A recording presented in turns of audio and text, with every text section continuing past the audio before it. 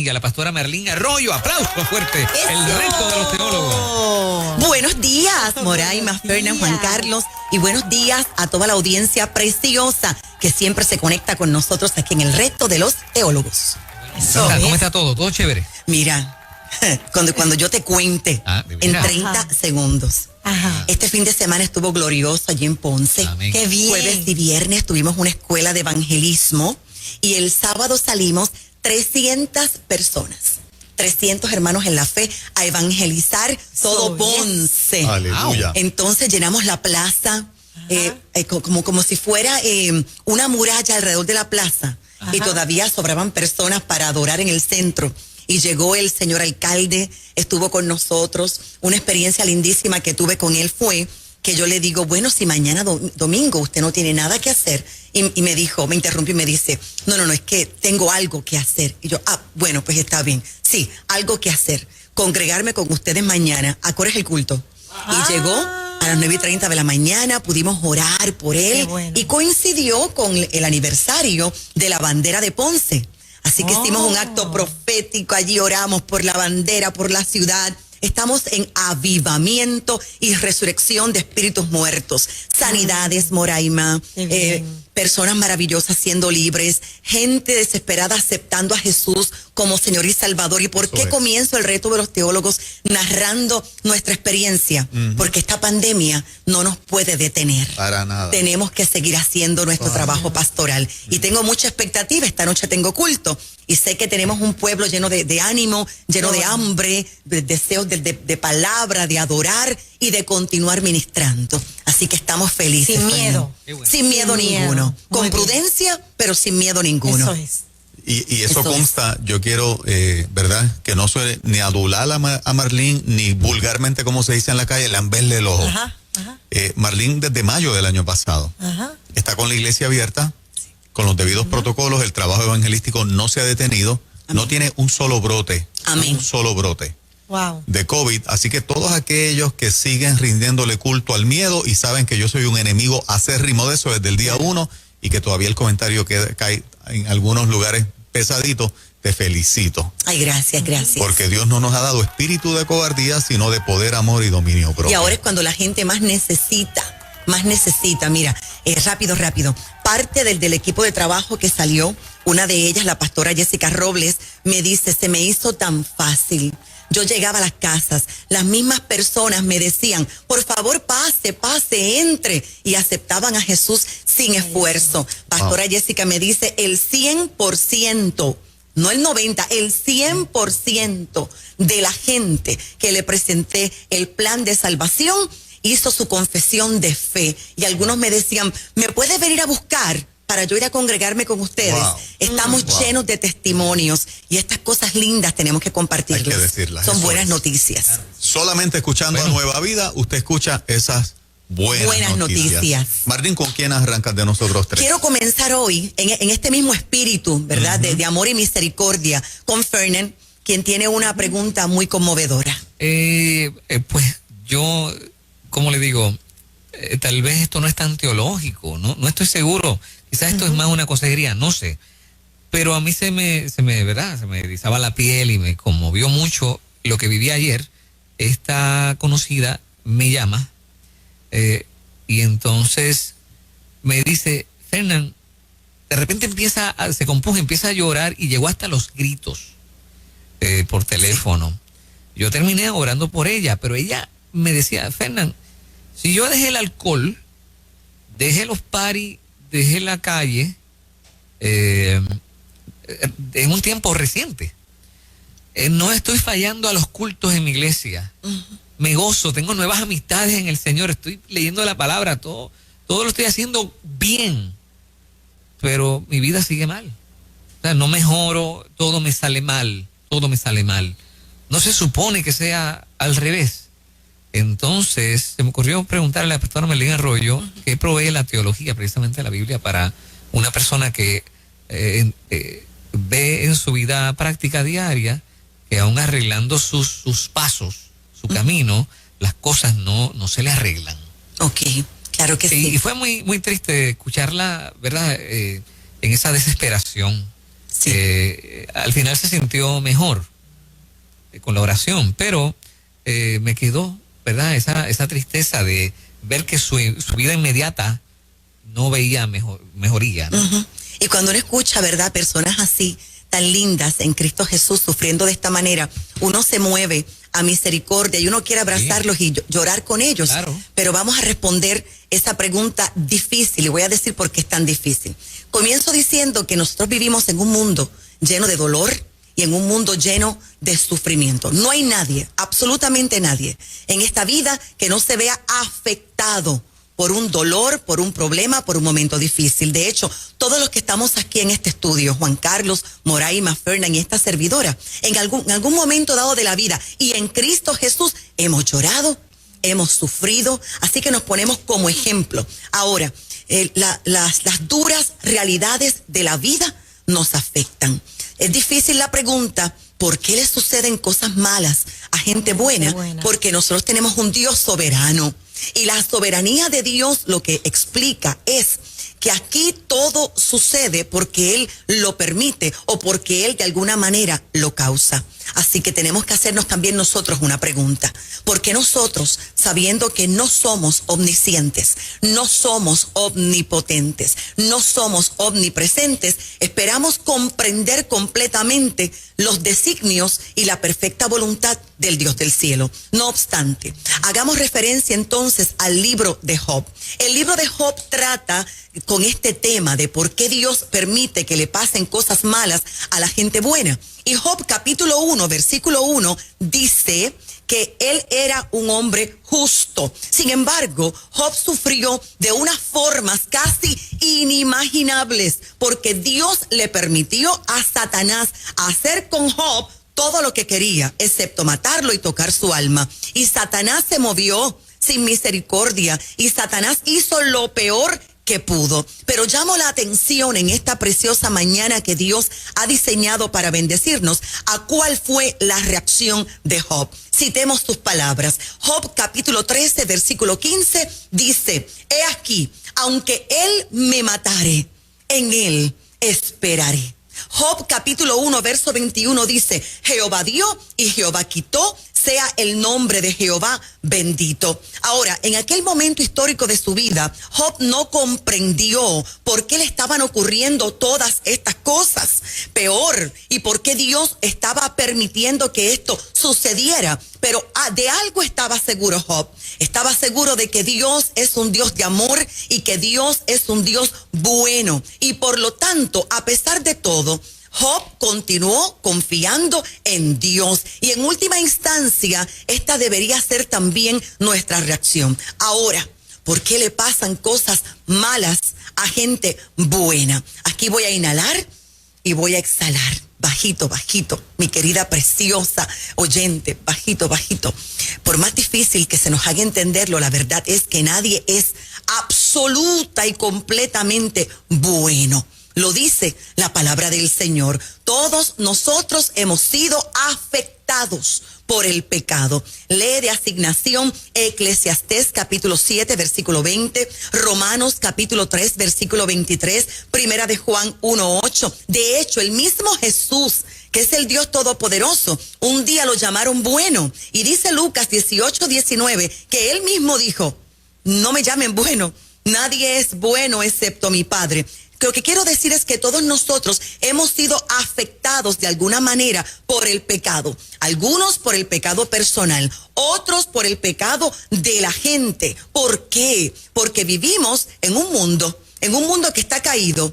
Y obviamente y sentimos los efectos de esa caída. Me gusta orar de la siguiente manera. Le enseño a nuestra congregación que hay 5 puertas de maldición que tienen que permanecer cerradas en nuestra vida, aunque hayamos aceptado a Jesús como nuestro único Señor y Salvador. Una puerta es la puerta del pecado. ¿Por qué? Porque tendemos a creer que el tiempo borra el pecado, pero no es el tiempo lo que borra el pecado, es el poder de la sangre de Cristo lo que borra el pecado. Y tenemos que estar aplicándole sangre de Cristo a todos los pecados, no solamente los nuestros, sino también los pecados de nuestros ancestros, de nuestros padres, porque la segunda puerta de maldición que tiene que permanecer cerrada es la puerta de la herencia. Y hay cosas que son hereditarias, que no necesariamente tienen que ver con pecado, como la enfermedad, por ejemplo, y eso es algo malo que le pasa a mucha gente que es buena. La otra puerta que tenemos que mantener cerrada es la puerta de las heridas del alma, porque el dolor, la falta de perdón, el no perdonar a otros, es una puerta de maldición que se abre, aunque tengamos a Cristo en nuestro corazón y aunque el Espíritu Santo nos haya bautizado. La otra puerta que tenemos que mantener cerrada es la no exposición a ningún tipo de ocultismo, a nada de esto. Y los pactos que mucha gente ha hecho. Y cuando digo pacto, no hablo únicamente pactos con las tinieblas, pactos con uno mismo. Por ejemplo, nadie me va a herir más, nadie me va a fallar más, por lo tanto no voy a amar, voy a cerrar mi corazón, y todas estas cosas traen sufrimiento. Finalizo mi respuesta de esta manera. Cuando nos preguntamos por qué le pasan cosas malas a gente buena, yo quiero llamar tu atención a que a la persona más maravillosa y más buena del cielo, de la tierra y del infierno, le pasó lo peor que le puede pasar a alguien, y ese se llama Jesucristo. Ahora, para dar una palabra de ánimo y de fortaleza, las cosas malas pueden pasarle a la gente buena en este mundo, pero tengo buenas noticias para ti. Este mundo no es el fin. Te leo segunda carta a los Corintios, capítulo 4, versículos 16 al 18. Por tanto, no desmayamos. Recibe esta palabra. Antes, aunque nuestro hombre exterior se va desgastando, el interior no obstante se renueva de día en día, porque esta leve tribulación momentánea produce en nosotros un cada vez más excelente y eterno peso de gloria, no mirando nosotros las cosas que se ven, sino las que no se ven, pues las cosas que se ven son temporales, pero las que no se ven son eternas. Algún día tú vas a tener una recompensa y será gloriosa. Lo próximo, en Romanos 8:28 dice, y sabemos que a los que aman a Dios, todas las cosas, mi amor, todas las cosas le ayudan a bien, esto es, a los que conforme a su propósito son llamados. Te voy a dar de asignación que leas Génesis capítulo 50, versos 19 al 21, a un buen chico llamado José, que le pasaron tantas cosas malas, y al final del camino le dijo a los hermanos que lo traicionaron lo siguiente: yo no me voy a poner en el lugar de Dios. Ustedes pensaron hacerme mal, pero Dios cambió ese mal en bien para hacer hoy todo lo que nosotros estamos viendo, salvar la vida de mucha gente. Nunca te olvides lo que dice 2 de Corintios 1, 3 al 5. Bendito sea Él, y dice, Padre de misericordias y Dios de toda consolación, el cual nos consuela en todas nuestras tribulaciones. Y finalmente, mi amor, te voy a dar de asignación que te leas la palabra del Señor en la primera carta de Pedro, capítulo 2, versos 20 al 23. Jesús no es ajeno a nuestro dolor. Al final, todo saldrá bien, y lo que no comprendemos hoy, lo vamos a comprender mañana. Pastora, una pregunta. Sí. Y lo comparto con los muchachos, ¿no? La constante divulgación de las cosas malas que te pasan tampoco ayuda, ¿no? Claro, porque la palabra del Señor dice que tenemos poder de vida o poder de muerte en nuestros labios.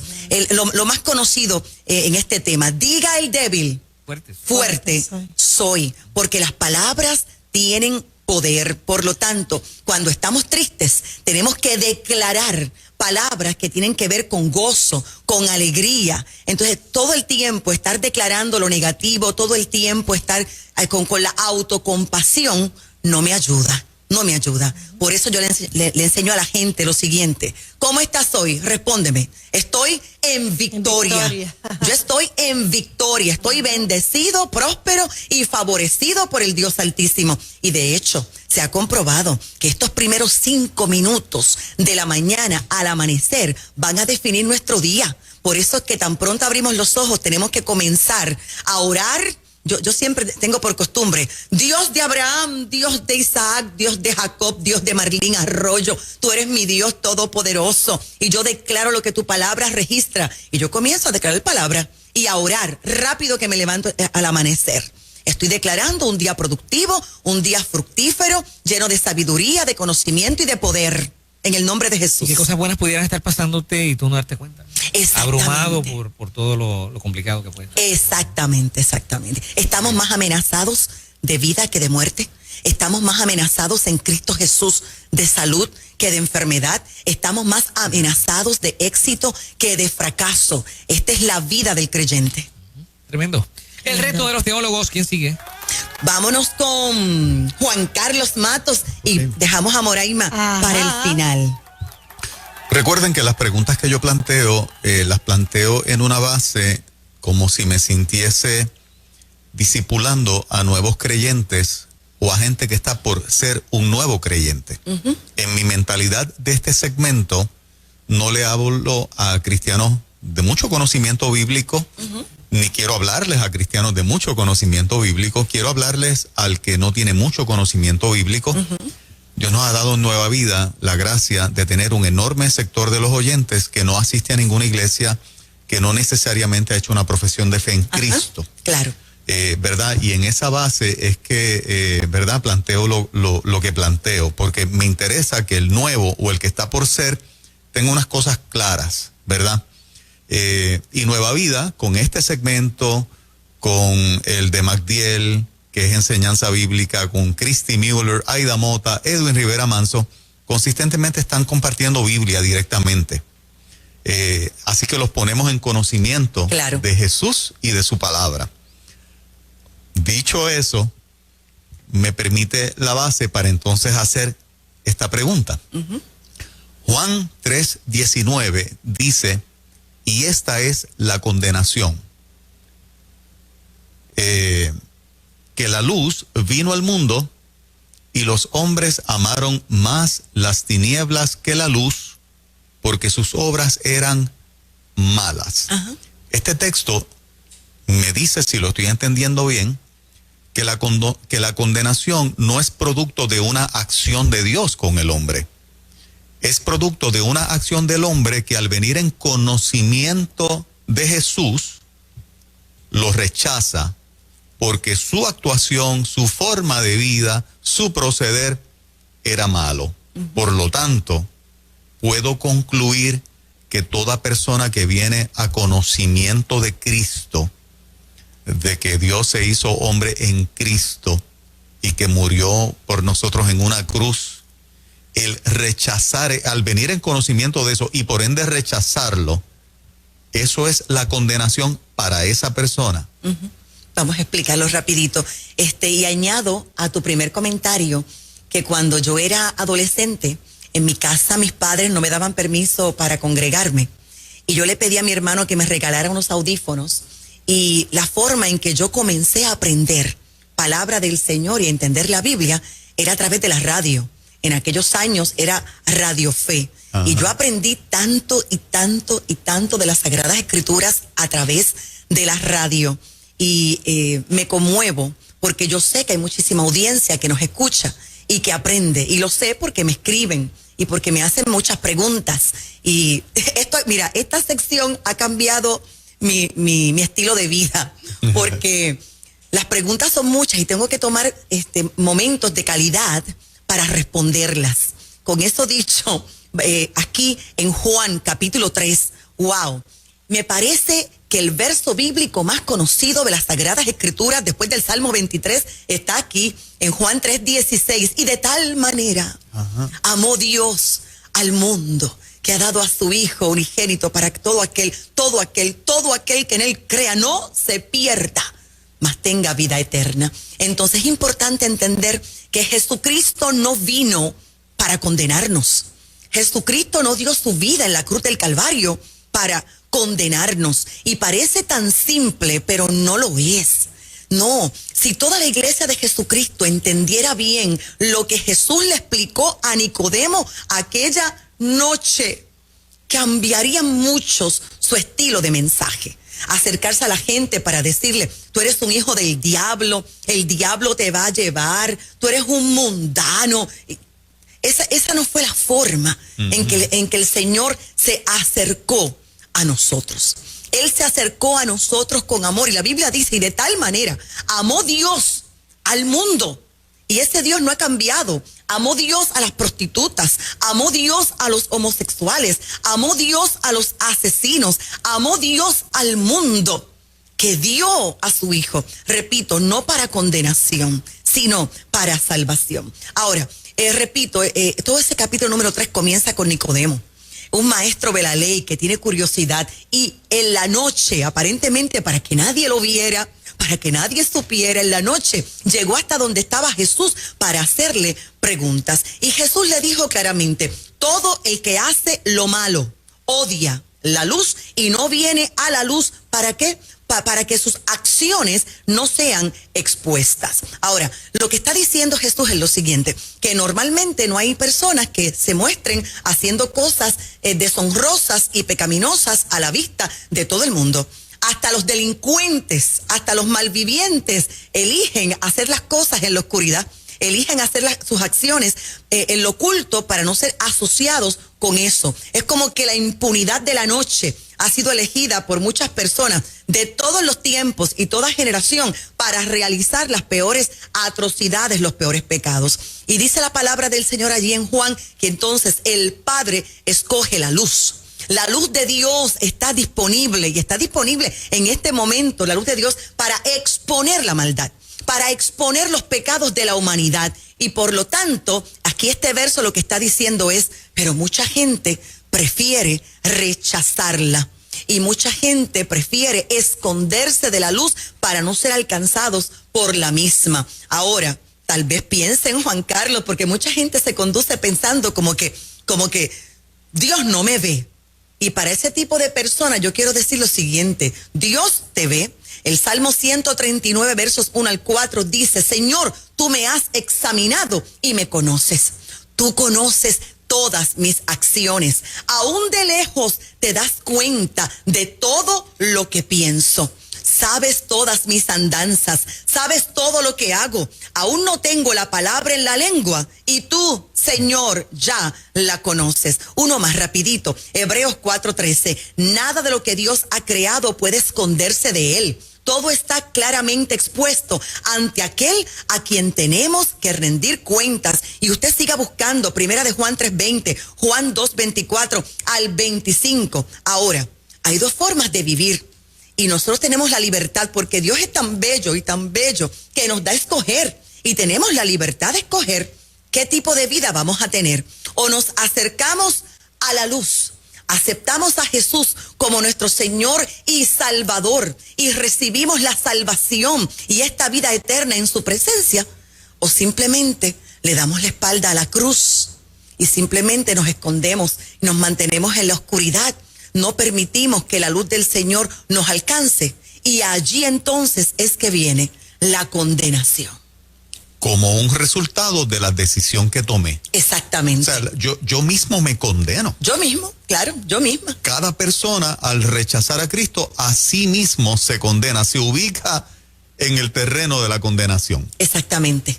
Y no se trata de que seamos perfectos, esto es importante decirlo. Sí, claro. No se trata de la perfección, no, somos imperfectos, cometemos errores. Pero ¿qué es lo que sucede? Que un creyente genuino no se aleja de la luz porque haya caído, porque haya pecado, porque haya cometido un error, sino que simplemente te caíste, te levantas inmediatamente y aquí estoy, Señor. Aquí estoy, me postro en tu presencia, que tu luz venga a mí, que tu agua limpia y pura me limpie, porque yo voy camino a la perfección. Sed santos como yo soy santo, ha dicho el Señor. Lo serio no es pecar o desobedecer, lo serio es rechazar con conocimiento a Cristo, punto. Exactamente. Eso es lo serio. Exactamente. La Biblia dice que entonces nosotros mismos le quitamos el valor que tiene el poder de la sangre de Cristo.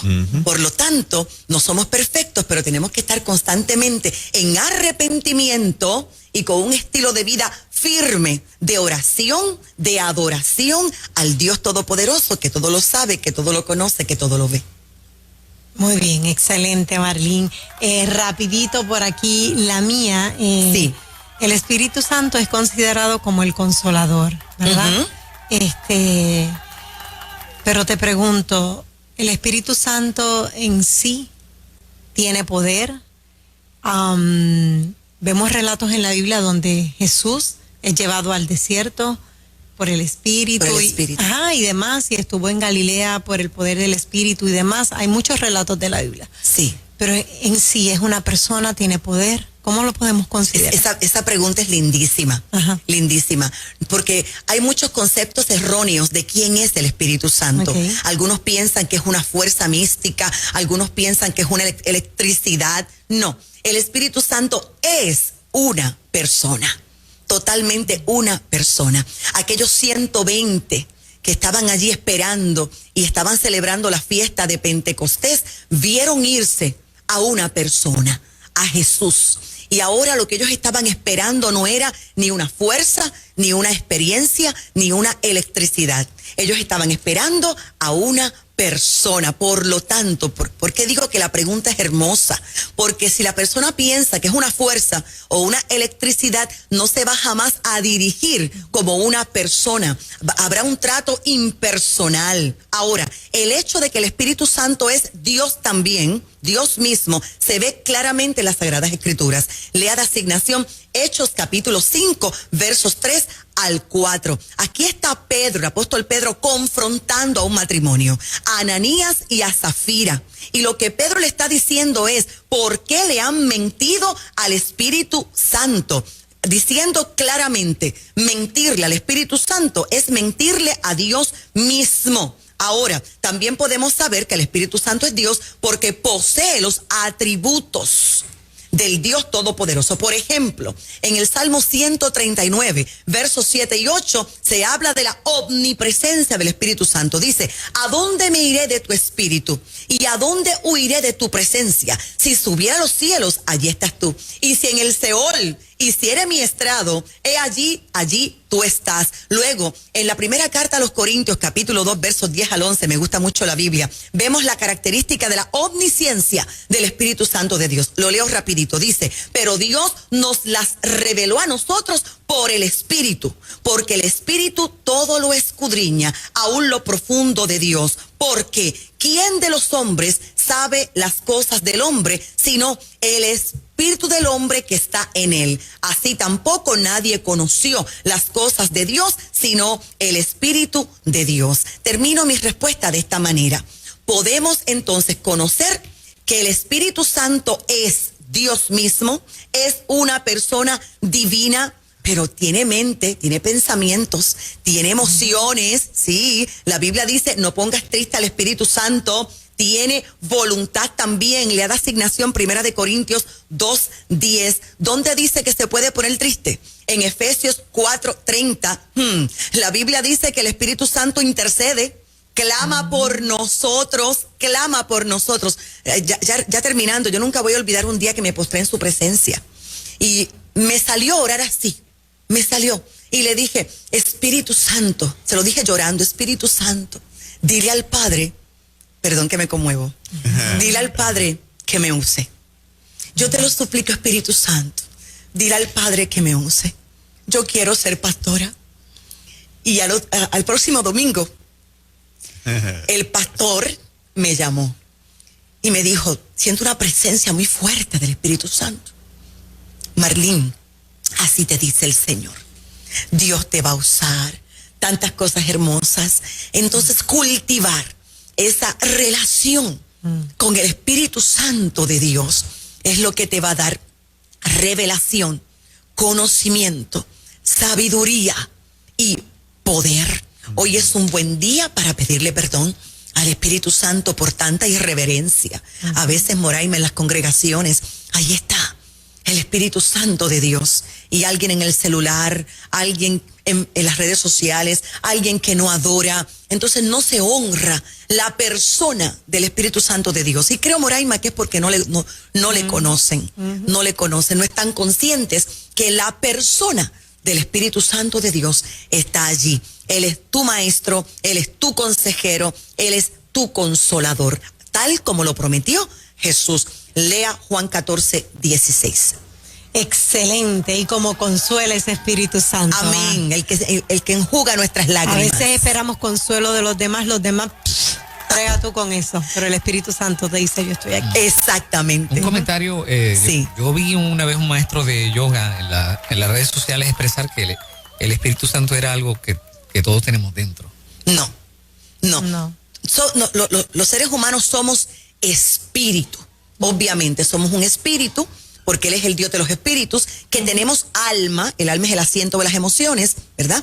Pero que estamos disfrazados de carne, de piel, pero ese es nuestro espíritu. Un espíritu que está muerto, porque nacemos, pero está muerto hasta que confesamos a Jesús como Señor y Salvador, y la vida de Dios viene a nosotros y somos sellados por el Espíritu Santo. Ahora, un creyente tiene a su espíritu vivo y está poseído por el Espíritu Santo de Dios, a tal extremo que el apóstol Pablo dijo, ya no vivo yo, vive Cristo dentro de mí, a tal extremo que Él nos posee. Por eso podemos hablar en el nombre del Señor cuando está la atmósfera profética, cuando está el don profético o el don de ciencia, por los dones del Espíritu Santo de Dios. Y por eso también podemos fluir en un fruto del Espíritu Santo de Dios. No podemos demandarle esto a nuestra habilidad, sino el poder del Espíritu Santo de Dios en nosotros. Yes. Pastora Marlene Arroyo, ¿cómo le conectan? ¿Cómo le contactan? Claro que sí, este es mi número,